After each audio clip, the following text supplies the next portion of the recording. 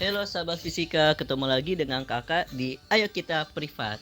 Nah, di video kali ini kakak akan mempelajari tentang gelombang mekanik ya. Kalian akan mempelajari gelombang mekanik ketika kalian kelas 11. Ini bakal jadi bab-bab awal nih ketika kalian masuk di semester 2. Gelombang mekanik kurang lebih gambarnya seperti ini ya. Kakak yakin ketika kalian SMP kalian udah banyak belajar nih tentang gelombang. Mulai dari apa itu lambda, apa itu frekuensi, apa itu periode, apa itu cepat lambat. Nah, di sini yang akan kakak bahas tuh bukan itu ya. Yang kakak akan bahas adalah kita bakal mempelajari bagaimana kita membuat persamaan gelombang. Ya, belajar membuat persamaan. Di mana persamaan gelombang sebenarnya udah dikasih tahu nih. Di rumusnya itu adalah Y sama dengan A sin WT plus minus KX. Nanti dengan menggunakan data yang ada, kalian harus memasukkannya ke dalam persamaan yang ada di layar ini ya, di persamaan ini. Sebagai informasi aja, kalau Y itu adalah simpangan ya, simpangan itu satuannya cm atau meter. Nah, simpangan itu adalah letak suatu partikel di dalam gelombang. Nah, jadi ketika gelombang berjalan, nanti partikel itu bisa ada di mana aja. Bisa di antara A dan B, antara C dan D, antara D dan E, atau mungkin bisa di F, tergantung dari variabel yang ada di persamaan ini ya. Jadi simpangan ini nanti akan dipengaruhi oleh A, di mana A itu adalah amplitudo ya. Amplitudo itu adalah simpangan maksimum ya. Jadi ada di titik B atau enggak di titik D ya, atau enggak di titik F. Nah, ini disebut sebagai amplitudo. W adalah kecepatan sudut ya. Satuannya itu adalah radian per second. Kalian bisa dapatkan konsep ini ketika kalian belajar gerak melingkar beraturan. Habis itu ada K. K itu adalah bilangan gelombang. T-nya itu adalah waktu gelombang ketika berjalan. Dan X itu adalah jarak yang ditempuh gelombang. Satuannya cm atau meter. Gitu ya. Nah, yang harus kalian perhatikan juga ya dalam membuat persamaan, tanda itu bakal mempengaruhi persamaan. Bakal mempengaruhi gerakan gelombang, gitu ya. Jadi ketika A-nya bernilai negatif, berarti gelombangnya itu lagi turun. Ya. Ketika A-nya bernilai positif, berarti gelombangnya lagi naik. Kalau K ya, K di sini ya bilangan gelombang, dia bernilai negatif, maka gelombangnya lagi ke kanan. Ketika K-nya bernilai positif, berarti gelombangnya lagi ke kiri. Gitu ya. Nah, dari konsepnya di sini, kalian bisa bikin persamaan gelombang yang ada di layar ini dengan menggunakan persamaan yang ini. Y sama dengan A sin WT min KX. A-nya positif, KX-nya bernilai negatif. Kenapa positif? Karena dia lagi naik dan kebetulan gelombangnya lagi bergerak ke kanan. Gitu ya. Habis simpangan nanti kalian juga harus tahu nih kecepatan partikel. Kecepatan partikel adalah kecepatan yang dipengaruhi oleh waktu. Jadi bisa dibilang dia itu turunan dari simpangan. Ya, kalian bisa cari kecepatan partikel dengan persamaan ini, WA cos WT min KX. Cuma di sini kakak nggak jabarin ya gimana cara diferensialnya, gimana cara penurunannya. Lanjut ya. Bisa ada percepatan partikel. Percepatan partikel itu adalah percepatan yang dipengaruhi oleh waktu. Nah, kalian bisa mencari percepatan dengan persamaan ini, min W kuadrat A cos WT min KX. Gitu ya. Untuk mudah memahaminya, kakak bakal kasih kalian contoh soal ya. Diberikan sebuah persamaan gelombang di mana Y sama dengan 2 sin 2 Vt min Vx dengan T dalam second, Y dan X dalam meter. Nah, kakak lupa bilang nih, kalau belajar gelombang mekanik, kalian jangan kaget kalau soalnya bakal banyak. Gitu ya. Satu soal tuh bisa kayak soal anak kucing ya, banyak banget gitu. Satu soal tapi banyaklah penjabarannya gitu ya. Nanti ditanya itu bisa amplitudo, periode, frekuensi, panjang gelombang, cepat lambat gelombang, simpangan gelombang, kecepatan gelombang, percepatan gelombang, dan ditanya nanti gelombangnya sefase atau enggak. Gitu ya. Nah, langsung dibahas aja ya biar kalian nggak bingung gitu. Nah, tadi kan pertama apa? Nanyanya amplitudo. Kalau amplitudo gampang ya, langsung 2 meter ya. Karena kan tadi simpangannya A sin WT min KX. Ini kebetulan nih 2 ini adalah amplitudonya. Terus nanti ditanya periode. Ingat, periode itu adalah waktu yang dibutuhkan untuk menempuh jarak satu gelombang. Nah, ketika kalian nyari periode, kalian bisa pakai persamaan ini nih. Kecepatan sudut sama dengan 2vt ya. Ini kalian harusnya udah tahu ya, di kelas 10 ini, kelas 10 udah diajarin. W sama dengan 2v per T. Kita cari nih W-nya berapa. Nah, W-nya ini adalah 2v. Jadi kalian bisa dapatkan kalau T-nya itu 2v dibagi 2v sama dengan 1 detik. Gitu ya. Habis itu nanti kalian cari frekuensi. Frekuensi itu apa sih? Banyaknya getaran dalam 1 detik. Ingat ketika di SMP, frekuensi itu bisa pakai persamaan ini ya, 1 per T.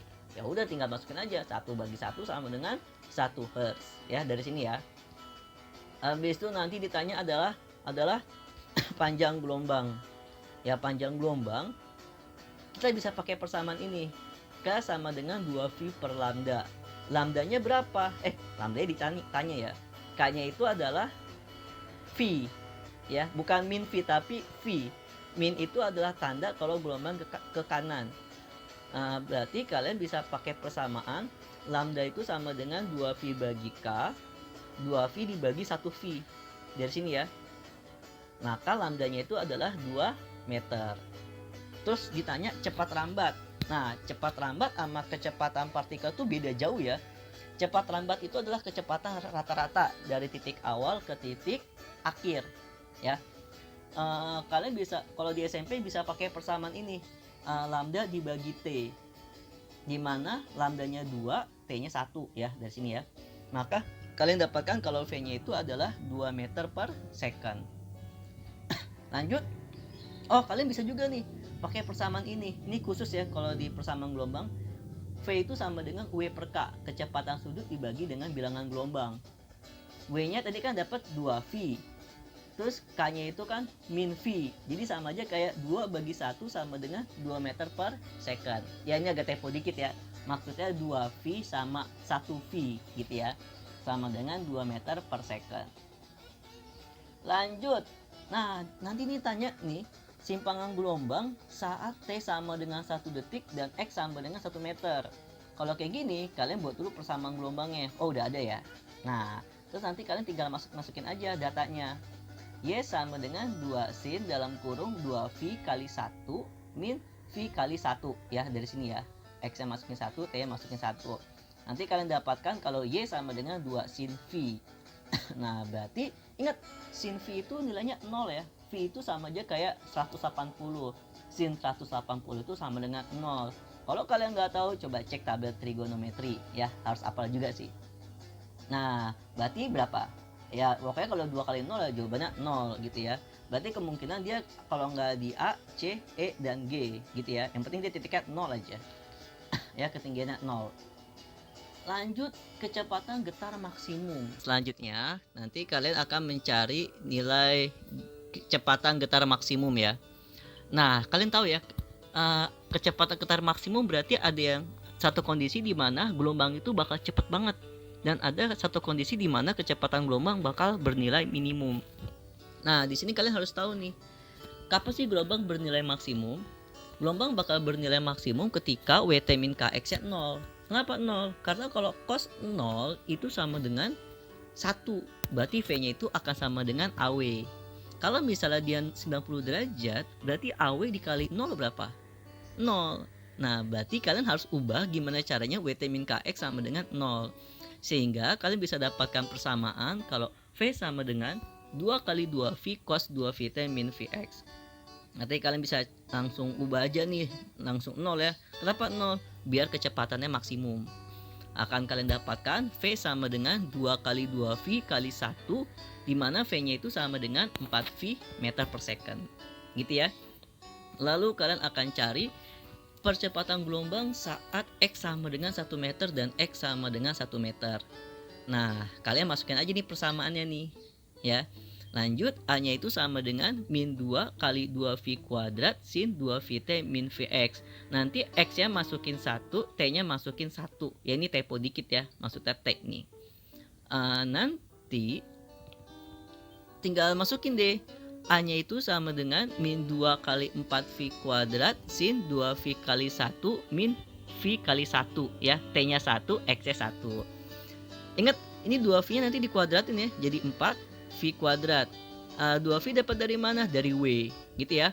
Nanti kalian hitung A-nya itu sama dengan min 2 kali 4V kuadrat dikali sin 2V min V, gitu ya. Maka akan kalian dapatkan kalau A-nya itu sama dengan min 8V kuadrat dikali 0. Kenapa 0? Karena sinnya itu adalah sin V. Sin V berapa? V itu 180. Sin 180 sama dengan 0. Maka A-nya berapa? 0 deh. Capek-capek ngitung jawabannya 0 ya. Ya nggak apa-apa karena itu soalnya kayak begitu ya. Abis itu ada lagi nih yang terakhir nih.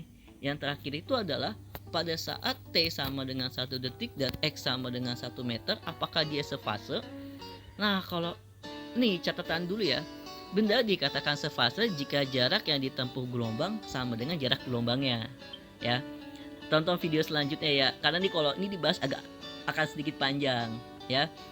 Kakak harap kalian ini cukup menguasai ya pertanyaan dari A sampai H ya. Kalau misalnya kalian suka sama videonya, kalian bisa subscribe, kalian bisa follow Instagram kakak, dan kalian jangan lupa buat kerjain soal yang ada di link komentar kakak ya. Di sini kita belajar bareng-bareng, pinternya bareng-bareng. Kenapa? Pinter itu enaknya bareng-bareng. Terima kasih.